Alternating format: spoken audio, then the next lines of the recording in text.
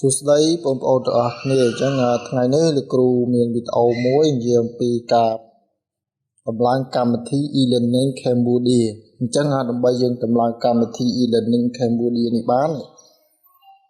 យើងដំបូងគឺយើងចូលទៅក្នុងកម្មវិធី Play Store ដូចជាយើង download កម្មវិធីដទៃអញ្ចឹងដែរអញ្ចឹងយើងចូលក្នុងកម្មវិធី Play Store ហ្នឹងមកយើងសរសេរពាក្យថាជាភាសាអង់គ្លេសយើងសេ e ដកមក learning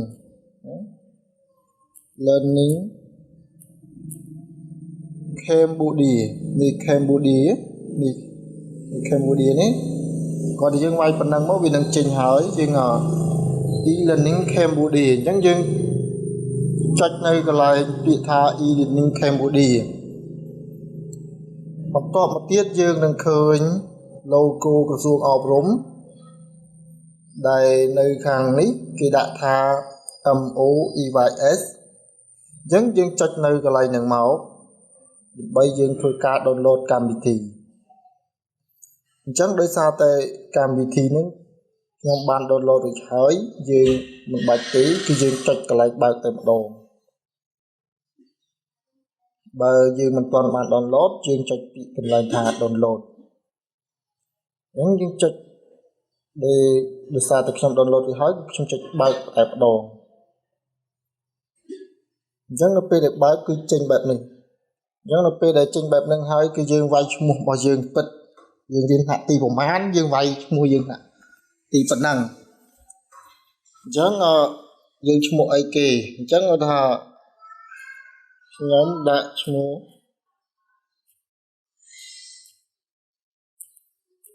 លនគីមឡា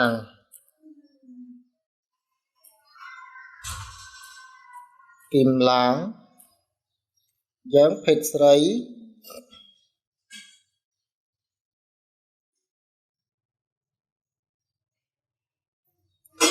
ឆ្នាំ2010ថ្ងៃទី9ខែសុភាអញ្ចឹងទៅហើយចុចពាក្យថាយល់ព្រមនេះចុចកន្លែងនេះកន្លែងយល់ព្រមនេះមកបន្តមកទៀតគឺយើងជ្រើសរើសយកខេត្តនេះកន្លែងរាជធានីខេត្តហ្នឹងយើងចុចលើវាមកនឹងចេញហើយបន្តមកយើងជ្រើសយកកំពង់ធំដោយសារ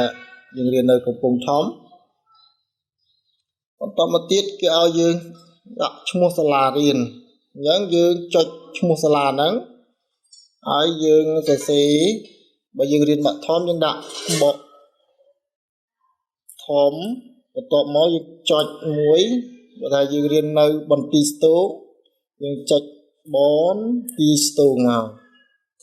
នេះបន្ទាយស្ទូងអញ្ចឹងវាមានកម្មវិធីហ្នឹងគឺមានទាំងអស់គ្រប់សាលាទាំងអស់នៅក្នុងប្រទេសកម្ពុជាអញ្ចឹងយើងចុចបន្ទាយស្ទូងបន្តមកទៀតគឺយើងជ្រើសរើសថ្នាក់យើងចុចកន្លែងជ្រើសរើសថ្នាក់យើងរៀនហាត់ទីម៉ានអញ្ចឹងឲ្យឈ្មោះមិញខ្ញុំបំពេញមិញគាត់រៀននៅថ្នាក់ទី4អញ្ចឹងខ្ញុំចុចលេខ4បន្តមកទៀតគឺយើងចុចពាក្យថាបង្កើតគណនីថ្មីអញ្ចឹងយើងចុចពាក្យថាបង្កើតគណនីថ្មីមក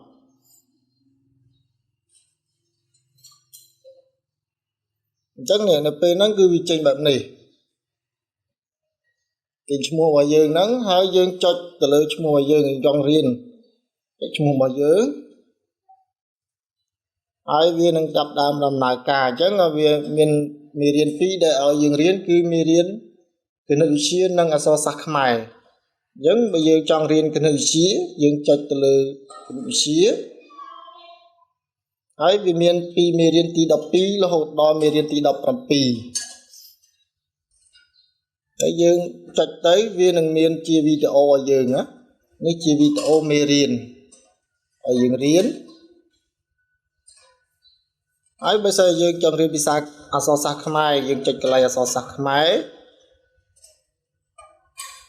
ពីមេរៀនទី5ដល់មេរៀនទី8ហើយក្នុងនោះដែរវាមានបណ្ណាល័យ វាមានកម្មវិធីតេស្តហើយនឹងមានព័ត៌មានអញ្ចឹងយើងចង់ចូលបណ្ណាល័យយើងដាក់បណ្ណាល័យហ្នឹងមក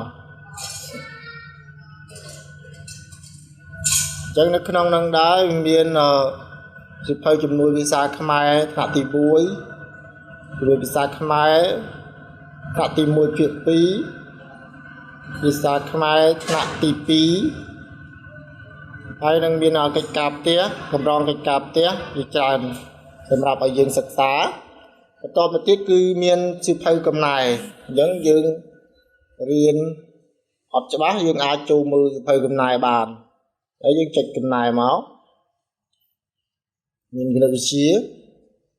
យើងអាចដោនឡូតក៏បានយើងបាក់ដោនឡូតក៏បានដែរប៉ុន្តែនេះមានតែសម្រាប់ថ្នាក់ទី12អញ្ចឹងប្រហែលជាគេអាប់ដេតថ្មីនឹងមានគ្រប់ថ្នាក់ទាំងអស់ហើយតទៅទៀតគឺមានសិភៅបន្ថែមសិក្សាបន្ថែមមានច្រើនមាន English មានអីច្រើនមានមួយទៀតគឺអំណានទូទៅចំណេះដឹងសកលមានវណ្ណកម្មឲ្យដំរដ្ឋមន្ត្រីអីផ្សេងទៀតនេះអញ្ចឹងយើងអាចចុចចូលមើលក្នុងនោះទៅហើយបន្ទាប់នេះនៅខាងក្រោមនេះមានតេស្តអញ្ចឹងយើងអាចចូលកន្លែងតេស្តមានគណិតវិទ្យានិងភាសាខ្មែរអញ្ចឹងយើងក៏អត់មានតេស្តទេហើយបន្ទាប់គឺមេរៀនព័ត៌មាននៅក្នុងព័ត៌មានហ្នឹងគឺមានការណែនាំពីការប្រើប្រាស់ឧបករណ៍អេឡិចត្រូនិកនិងប្រព័ន្ធអ៊ីនធឺណិតហើយមានបទចម្រៀងពងសាវតាខ្មែរហើយមានច្រើនអញ្ចឹងបើយើងចង់ចូលទៅមើលមេរៀនគឺយើងចុចទំព័រដើមហ្នឹងទៅយើងនឹងទំព័រដើមទំព័រនៅខាងឆ្វេងគេទាំងអស់ខាងក្រោមខាងឆ្វេងគេទាំងអស់អញ្ចឹងមានមេរៀនភាសាខ្មែរគណិតវិទ្យាអញ្ចឹងយើងអាចសិក្សាបានហើយបើសិនជាយើងមានប្អូនយើងពី3នាក់រៀនច្រើនយើងចុចសញ្ញាត្រេ3ខាងលើហើយយើងចុចកន្លែងផ្លាស់ប្ដូរគណនីអញ្ចឹងដោយសារនៅក្នុងនេះមានវីដេអូមាន2ហើយអញ្ចឹងបើសិនយើងចង់បង្កើតបន្ថែមគណនីទៀតយើងត្រូវផ្លាស់ប្ដូរគណនីអញ្ចឹងវីដេអូនិយាយពីការប្រើប្រាស់កម្មវិធី e-learning Cambodia សូមចប់តែប៉ុណ្ណឹងអញ្ចឹងបើសិនជាមានចម្ងល់អាច comment ឬឆាតសួរបានអញ្ចឹងសូមអរគុណសូមជម្រាបលា